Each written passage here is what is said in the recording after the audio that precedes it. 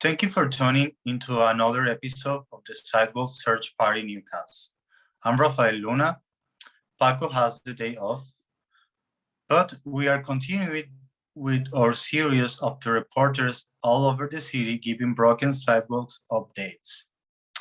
Now, I will pass it to Bob, reviewing the 31st anniversary of the Americans with Disability Act and Broken Sidewalks. Americans with Disability Act, ADA, as it's commonly referred to, the ADA was passed in 1990, over 30 years ago. Nearly a third of a century later, there is still no reliable, consistent, and safe path of travel throughout neighborhoods, let alone all of San Francisco. People with disabilities do not feel safe, let alone travel safely along our jumbled, cracked, and broken sidewalks. We people with disabilities should not be the guinea pigs to test whether a sidewalk route is safe to travel. There is no program for sidewalk inspection except through a specific complaint.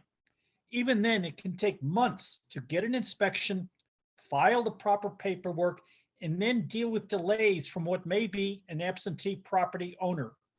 Meanwhile, we people with disabilities are again left waiting for our safety.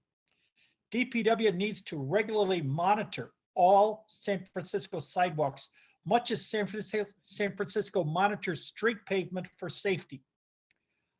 I wish more people who hear this would complain, would call upon the supervisors and Mayor Breed to say, enough delay, get with safe sidewalks. Thank you. Thank you, Bob, for that urgent call to action. To report dangerous sidewalks to find your own San Francisco District Supervisor, click on this link https://planningnews.org/sffind/?. The link is below this video in the description area. When you get to this webpage, type in your San Francisco street address.